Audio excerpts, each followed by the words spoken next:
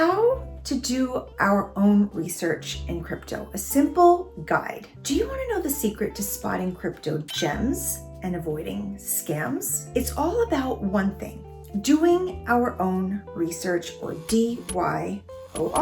Stick with me and I'm going to break it down in plain English so that we can feel confident and not confused. Let's start with the basics. DYOR stands for do your own research. It sounds obvious, right? But in cryptocurrency, this isn't just advice because it's actually a survival skill.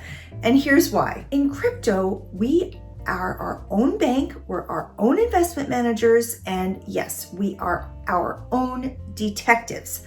No one is going to hand us a cheat sheet. So DYOR is how we figure out whether a project is legitimate or just hype. It's how we avoid falling for scams or investing in coins that can crash faster than a toddler at nap time. Let's break DYOR into simple, no BS steps that we can all follow. Number one, we want to start with the basics. Every crypto project has a website and a white paper, kind of like a business plan for crypto, and a team behind it. Look these up. If they don't have them, red flag. So we want to ask ourselves, what does this project actually do? Does it solve a real problem, or is it just a bunch of buzzwords? Number two, if it sounds too good to be true, it probably is. And number three, we want to check the team. Who is behind the project? Are they experienced, or are their LinkedIn profiles just blank pages? A strong team has people usually who've worked on other successful projects. Number four, we want to look at the community. We want to check their social media. We want to check their Twitter, their Discord, their Reddit. See, a healthy project has an active and supportive community of people, not just bots spamming when moon. Number five, tokenomics. This is a fancy word, but here is the deal. How is this coin distributed? If the team holds 90% of the supply, they can dump it on the investors. So we need to look for projects with fair and transparent tokenomics. Number six, partnership and live use cases. Is anyone actually using this crypto? Are there partnerships with legitimate companies?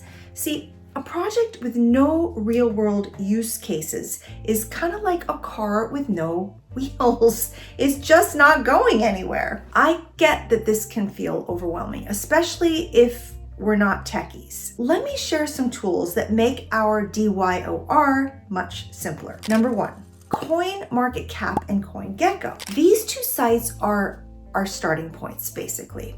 And we can find info on almost every crypto project there, price history, the market cap, the trading volume, and links to their website and social media. Also, Etherscan or BSC scan. If you want to check if a project is legitimate, these two tools can show us blockchain data, like who owns how much of one single coin, or if one wallet owns 80% of the supply, because that's going to be a huge red flag. YouTube and podcasts as well.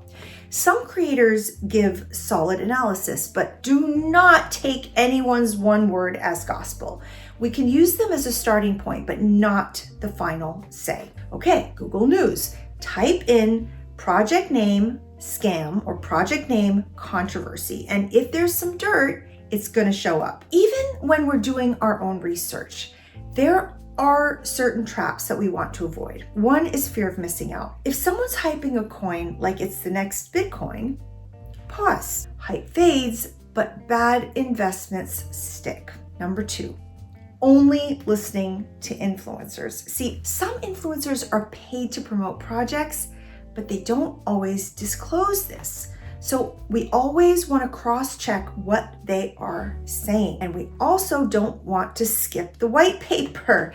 Yes, white papers are boring, true, but they're very important. So if a project doesn't have one, or if it's full of jargon that makes absolutely no sense to you, steer clear. Number four, ignoring red flags. We don't want to do that.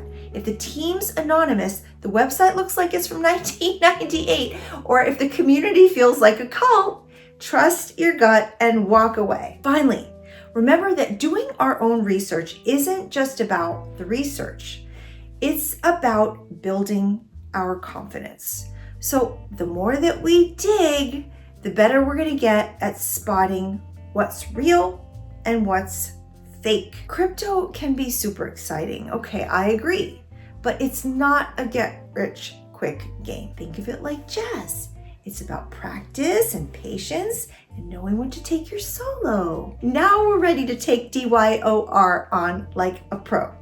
We want to start with one project that you might be curious about and apply these steps. And trust me, it does get easier with time. If you found this helpful, hit that button and subscribe for more simple, no-nonsense cryptocurrency guides. Let's prepare to prosper together.